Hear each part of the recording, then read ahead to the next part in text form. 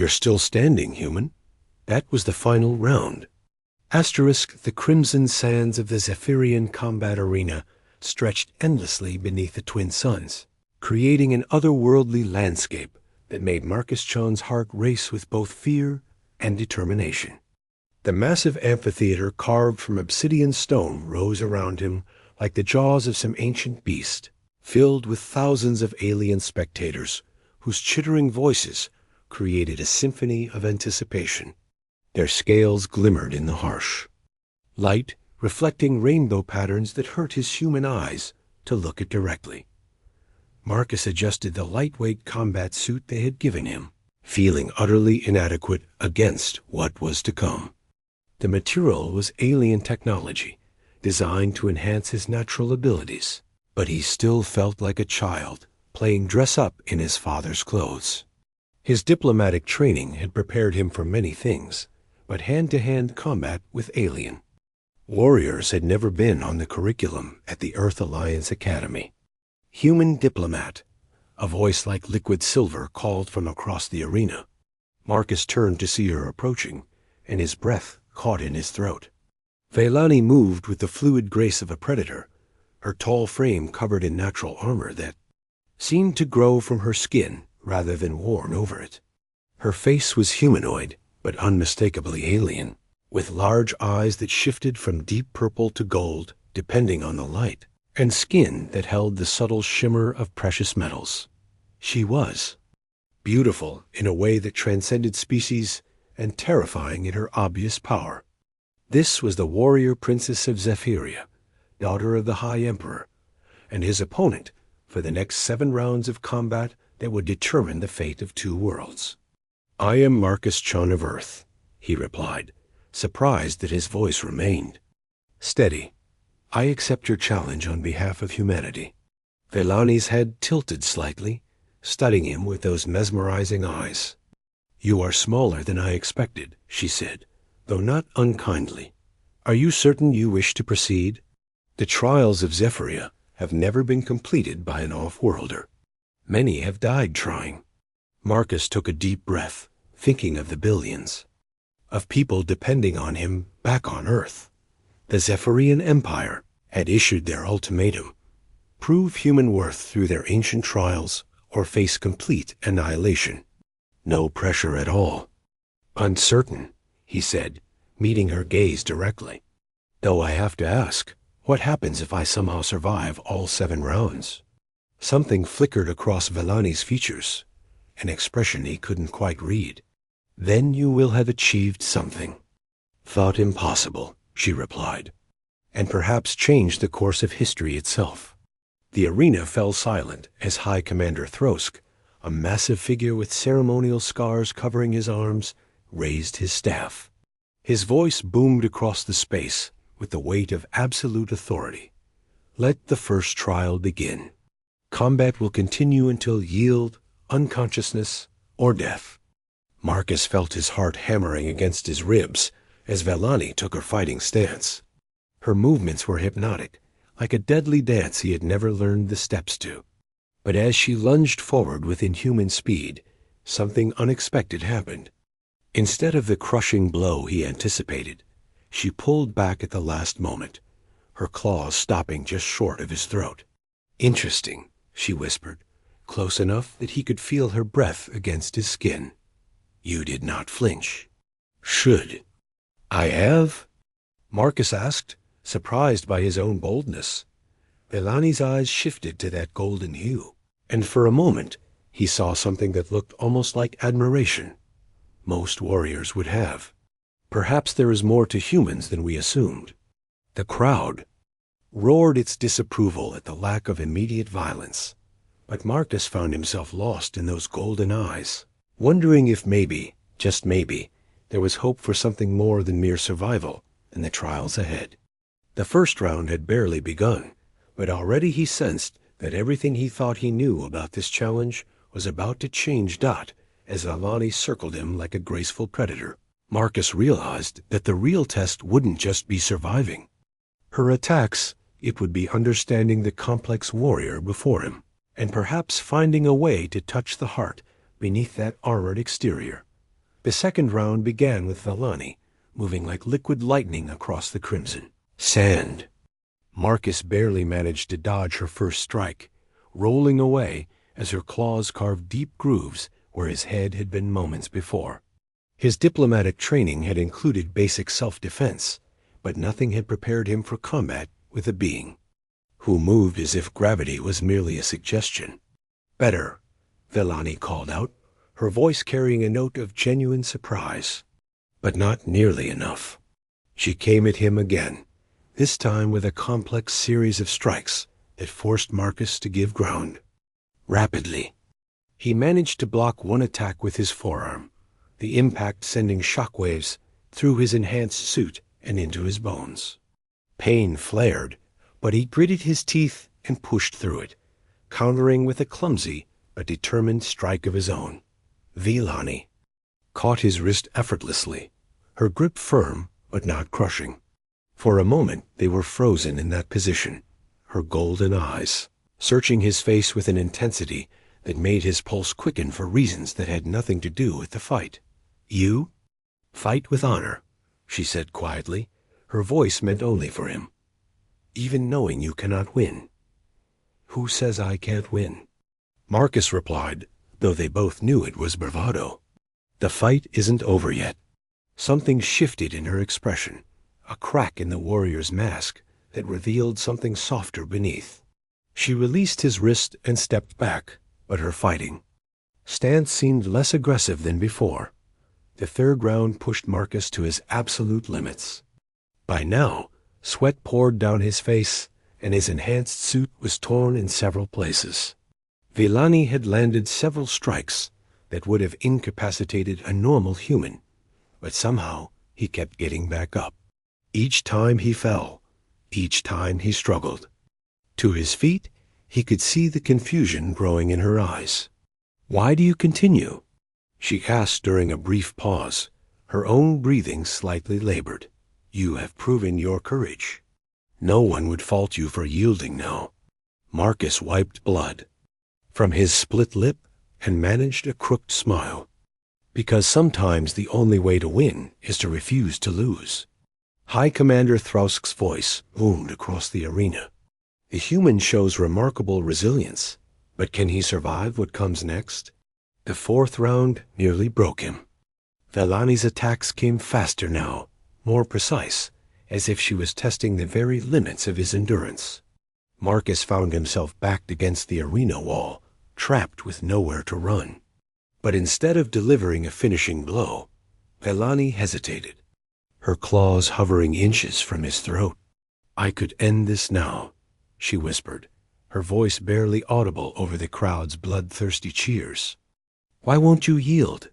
Marcus looked into her eyes, seeing past the warrior princess to something deeper, more vulnerable.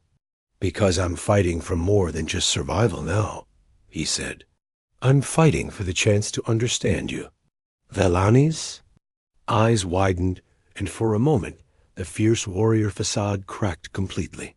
"You speak strangely for a diplomat," she said, but her voice was softer now, almost tender. "Maybe that's because I'm discovering I'm more than just a diplomat," Marcus replied. The fifth round began, but something had changed between them. Vellani's movements were still deadly precise, but Marcus began to notice patterns, rhythms in her fighting style that spoke to something artistic rather than purely combative. She was dancing with him now, challenging him to rise to her level rather than simply trying to defeat him. When he finally collapsed after the fifth round, his body pushed beyond all reasonable limits, Vellani was there instantly. She knelt beside him on the blood-stained sand, her hands hovering over his injuries with surprising gentleness. "You should not be able to stand," she said, her voice filled with wonder. "Your species is not built for this level of punishment." Marcus struggled to sit up, his vision blurry, but his determination intact. "Maybe you don't know humans as well as you think you do." Vellani helped him to his feet, her touch sending unexpected warmth through his battered body. "Perhaps not," she admitted, "but I am beginning to think I would like to learn." As they prepared for the sixth round, Marcus realized that something profound was happening between them. The combat had become secondary to a deeper connection forming in the Fafeng, crucible of conflict and mutual respect. The arena fell into an unusual hush as Elder Mystic Quan stepped forward, his ancient form draped in ceremonial robes that seemed to shimmer with their own inner light. His voice, when he spoke, carried the weight of centuries and the wisdom of ages long past. "A recess is called," he announced, his words echoing strangely in the vast space. "The human has earned the right of restoration before the final trials." Marcus felt Vellani's strong arms slip around his waist, supporting him as they walked toward a chamber carved into the arena wall. The gesture was protective, intimate in a way that sent whispers through the crowd. He was acutely aware of her. Warmth against his side, the subtle scent of something like cinnamon and starlight that seemed to emanate from her skin. The restoration chamber was a sanctuary of soft light and flowing water, with walls covered in intricate carvings that told the history of Zephyrian combat trials. Vellani guided him to a healing pool, the water glowing with bioluminescent properties that immediately began soothing his wounds. "This is against protocol," she said quietly, her hands gentle as she helped him remove his torn combat suit. "I should not be here with you?" Marcus winced as the warm water touched his injuries, but the relief was immediate. "Then why are you here?" Vellani was silent for a long moment, her fingers trailing through the healing water with hypnotic grace. "Because in 5 rounds of combat, you have shown me something I thought was myth," she said finally. "True courage without the need for victory. Honor without the promise of reward." She moved closer in the pool, close enough that he could see. The flecks of gold in her purple eyes, the way her natural armor seemed to soften in the healing light. "My people value strength above all else," she continued. "But you have shown me a different kind of strength. The strength to endure, to persist, to care more about others than yourself." Marcus felt his heart racing, and not from physical exertion this time. "Vellani," he said softly, reaching up to touch her face. Her skin was warm beneath his palm, smoother than he had expected. "What happens when this is over? When the trials end?" Her eyes closed at his touch, and he saw a vulnerability there that took his breath away. "I do not know," she whispered. "For the first time in my life, I do not know what comes next." They drew closer in the glowing water, the space between them charged with an electricity that had nothing to do with alien technology. When their lips met, it was gentle at first, tentative, like 2 different species learning a new language together. But then passion flared between them, hot and desperate and beautiful. "This is forbiddance," Vellani breathed against his lips, even as her arms pulled him closer. "A warrior princess and a foreign diplomat. My father would exile me if he knew." "Ben." "We won't tell him," Marcus replied, his hands tangling in her hair, which felt like silk spun from moonbeams. "Not until we figure out what this means." Their second kiss was deeper, more urgent, as if they were trying to communicate everything they couldn't say with words. In that moment, with healing light surrounding them and the warm water supporting their embrace, Marcus felt something shift inside him. This wasn't just about preventing war anymore. This was about love, real and complicated and worth fighting for. Elder Mystic Quen appeared at the chamber entrance, his ancient eyes twinkling with what might have been amusement. "The restoration period ends soon," he said. "But perhaps it is time for truth."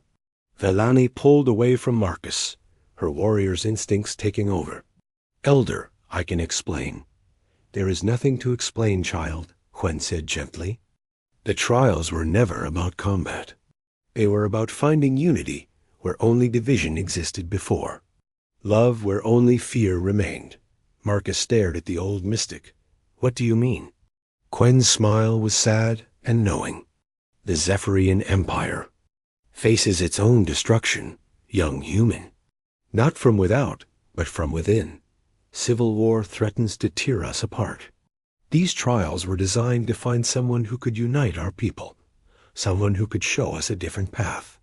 But I'm just a human diplomat, Marcus protested. I'm not your savior. Perhaps not, Quinn agreed. But you have already changed the heart of our greatest warrior. And sometimes that is where all change begins. Vellani looked between them, her expression transforming from confusion to understanding to determination. The rebellion, she whispered. Captain Ryden's faction. They're planning to strike during the final trials. Marcus felt the pieces clicking into place. That's why you need someone from outside your society. Someone who can bridge the gap between the factions. The question now, Quinn said solemnly, is whether you both have the courage to face what comes next. Together. The final preparation chamber was filled with an electric tension that had nothing to do with the impending trials. Captain Ryden paced before them, his battle-scarred form radiating barely controlled fury. His faction had been growing in secret for years, and now the moment of revolution was at hand. The High Emperor grows weak, Ryden declared, his voice carrying the weight of accumulated grievances. He clings to old traditions while our world dies around us. These combat trials are just another example of his failure to evolve. Marcus sat beside Vellani on a stone bench, acutely aware of how she tensed at the captain's words. Her loyalty to her father warred with her growing understanding of her people's need for change. Her hand found his, their fingers intertwining in a gesture of solidarity that spoke louder than words. "What exactly are you proposing?" Marcus asked, though he suspected he already knew. Ryden's eyes gleamed with zealous conviction. "During the final trial, when all eyes are focused on the arena, my forces will strike. We will overthrow the old regime and establish a new order based on merit, not birthright." "And if I refuse to help?" Marcus challenged. "Then you will die with the old ways," Ryden replied coldly. But Princess Vellani has made her choice clear. She stands with progress, with the future. Vellani's grip on Marcus's hand tightened. "I stand with what is right," she said carefully. "But Captain, there must be another way, one that doesn't require bloodshed." "There is no other way," Ryden snapped. "The Emperor will never willingly give up power. Change requires sacrifice." Marcus stood, pulling Vellani up with him. Their connection had deepened over the past hours, evolving from physical attraction to something far more profound. They moved together now with an intuitive understanding that transcended their different species. "There's always another way," Marcus said firmly. "But it requires something your people seem to struggle with. Trust." "Trust?" Ryden laughed bitterly. "Trust is what got us into this mess in the first place." Vellani stepped forward, her warrior presence commanding attention. "What if the trials themselves could be the catalyst for change? What if we use them to demonstrate a new path forward?" Marcus felt a surge of admiration for her quick thinking. "The entire Empire is watching," he added.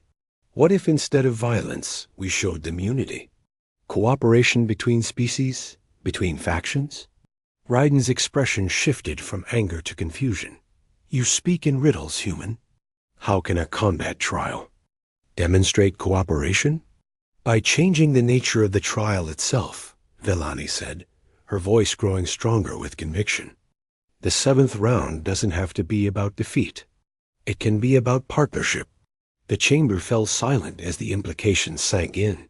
Marcus could see the wheels turning in Ryden's mind, calculating the political possibilities. A peaceful revolution, broadcast to the entire empire, would be far more powerful than a violent coup that could be dismissed as mere terrorism. "The risk is enormous," Ryden said finally. "If you fail, if the Emperor rejects this gesture, then my people will have no choice but to act." "We understand," Marcus replied, though his heart was pounding. "But sometimes the greatest risk is not taking any risk at all." As they prepared to return to the arena, Vellani pulled Marcus aside. The space between them crackled with the energy of everything unsaid, everything they had discovered about each other in the crucible of conflict. "Whatever happens out there," she said, her hands framing his face, "I want you to know that you have changed me, not just as a warrior, but as a being capable of love." Marcus leaned into her touch, memorizing every detail of this moment. "You've changed me too," he whispered.